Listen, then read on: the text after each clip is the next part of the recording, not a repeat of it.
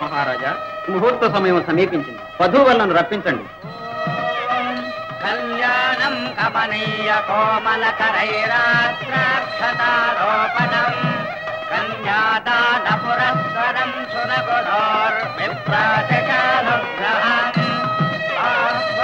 కంకణబంధనం దశగుణం మాంగళ్యసూత్రాన్వితం. ఏమిటి ముహూర్త సమయం మించిపోతున్నది? ప్రసూనుడు ఇంకా రాడేమిటి? వస్తాడు, నా ప్రసూనుడు తప్పక వస్తాడు. జయంత, నాకు నమ్మకం లేదు. మహాత్మా, అవును, ఈ పాటి శత్రువులను జయించి రాలేని ఈ పెళ్లి కుమారుని నమ్ముకున్నందుకు మనం నవ్వుల పాలు కాక తప్పదు. పౌరుషవంతుడు, పరాక్రమశాలి అని మోసపోయాం. ఆపండి. ప్రసూనుడి ప్రతాపం తెలియక ఇష్టం వచ్చినట్టు మాట్లాడకండి. అవును మరి, మా ఇష్టాయిష్టాలతో మీకేం పని మహారాజా? ఈ కన్య కాకపోతే మీ కుమారునికి మరో కన్య.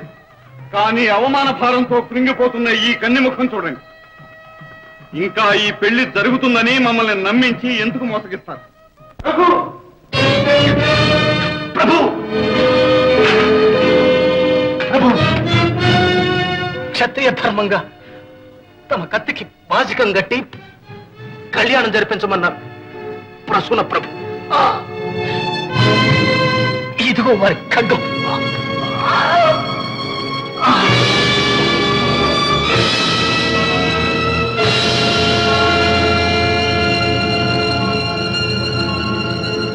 కానివ్వండి, కళ్యాణం జరిపించండి. ఆపండి, దండనాథుడు మరణించాడు. అమంగళం, అమంగళం. ఆపకండి. ప్రాణాలర్పించిన ఈ ధర్మమూర్తి ఆశయం ఫలించి తీరాలి. ఈ కళ్యాణం జరిగి తీరాలి. కానివ్వండి, రోగించండి మంగళ వాయిద్యాలు. మాంగళ్యం తంతు నానేన మమ జీవన హేతునా కంఠే బధ్నామి సుభగే వందేవ శరదాం శతం.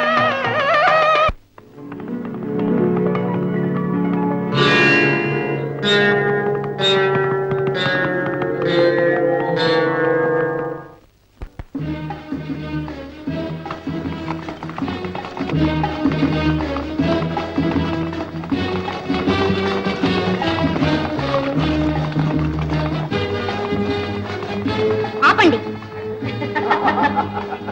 ప్రసూన,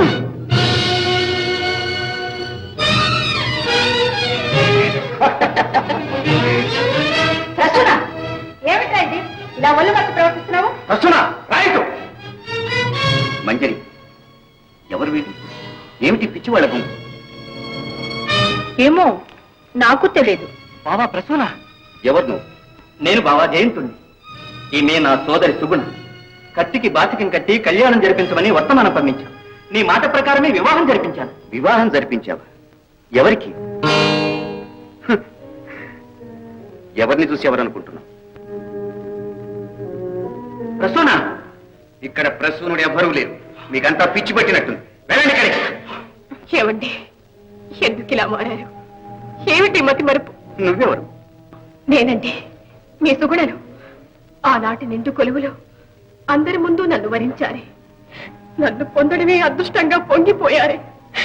పిడుగుపాటు వెనక వానజల్లు వస్తుందని నన్ను మురిపించారే. ఎందుకంటే ఇంత కఠినంగా నన్ను శిక్షిస్తారు? ఏమిటి కట్టు కథ? మహాత్మా, ఏమిటి బావిలా మారిపోయాడు? ఇప్పుడు నన్ను ఏం చేయమంటారు? నా సలహా ఇప్పుడు కావలసి వచ్చిందా జయంత? ఆనాడు అమంగళమో రామచంద్ర అని అరిచానే, మాట వినకుండా మంగళ వాయిద్యాలు మ్రోగించారే. అలా అనకండి, మమ్మల్ని మన్నించండి. మా బిడ్డ మాకు దక్కేలా చూడండి. అవును మహాత్మా, ఈ ఆప సమయంలో మీరే మమ్మల్ని కాపాడాలి. పరమేశ్వర, ఎట్టి ఇక్కట్లు వచ్చారా? ప్రసూన, నేనైనా గుర్తున్నానా? నిన్ను నేను గుర్తించడం ఏమిటి? నువ్వు ఒక సన్యాసి.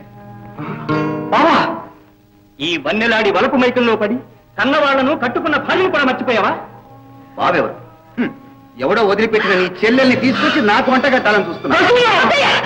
అపరాధన్నయ్య, వాటి మీద కత్తి దూరాదన్నయ్య. స్వామి, ఇప్పుడు కర్తవ్యం ఏమిటి? సుగుణ, నీ భర్తకు పిచ్చి బాగా ముదిరిందమ్మా. అతన్ని బాగుపరచడం నా కర్తవ్యం తల్లి. ఈ కామిని పిశాచి నుండి ప్రసూనుని విడిపించి నీకు అప్పగిస్తానమ్మా. కానీ దానికి కొంత వ్యవధి కావాలి. ఇప్పుడు ఈ పరిసర ప్రాంతాల్లో మీరెవరూ ఉండరాదు. ఉన్నారో అతని పిచ్చి మరీ ముదురుతుంది. వెళ్ళమ్మా, మీరందరూ కూడా వెళ్ళండి. మహాత్మా, వారిని విడిచిపోమ్మంటున్నారా? నా స్వామి పాదాలు విడిచి నేను పోలేను. అయితే ఇక మీ ప్రసన్నుడు మీకు దక్కడు. స్వామి, మా బిడ్డ మాకు దక్కితే చాలు, మీ ఆజ్ఞ శిరసా వహిస్తాము. రా తల్లి సుగుణ, రామా. అమ్మా రామ్మ, స్వామి, రామ్మ. స్వామి.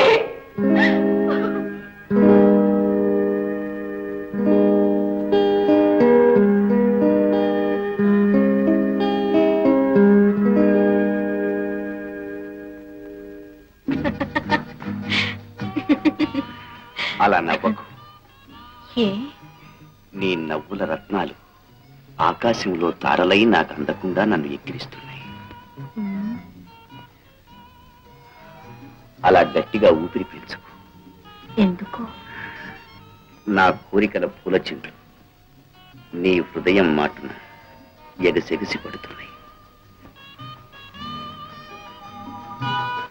అలా చూడకు. ఏమో, నీ కంటి నీడలో నిలిచి ఉన్న నేను నీ ఆనంద బాష్పాలుగా కరిగిపోతున్నాను. అలా నడవ.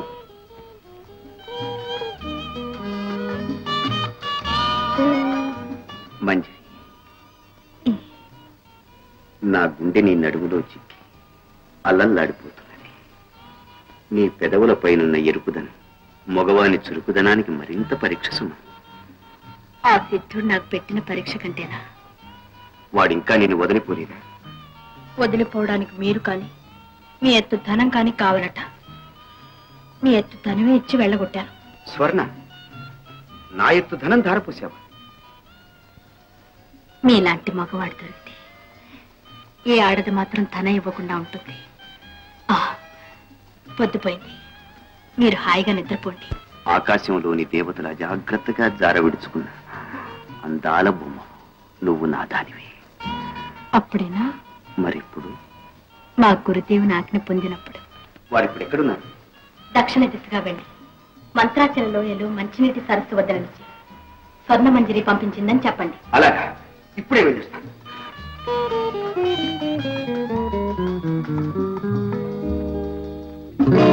అలా మిటారి కఠారివే, మేలైన జానవే, పథకం బాగా పారిందే. అలా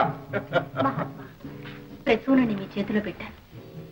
ఏ ఆపద రాకుండా ఎలా కాపాడతారో ఏమో. అతన్ని నేను త్వరగా కలుసుకునే భాగ్యం కల్పించమని ప్రార్థిస్తున్నాను. చింతమానవే చిగురుపోని, ఇక ఆశాంతము కథ మేము నడిపింతుమే.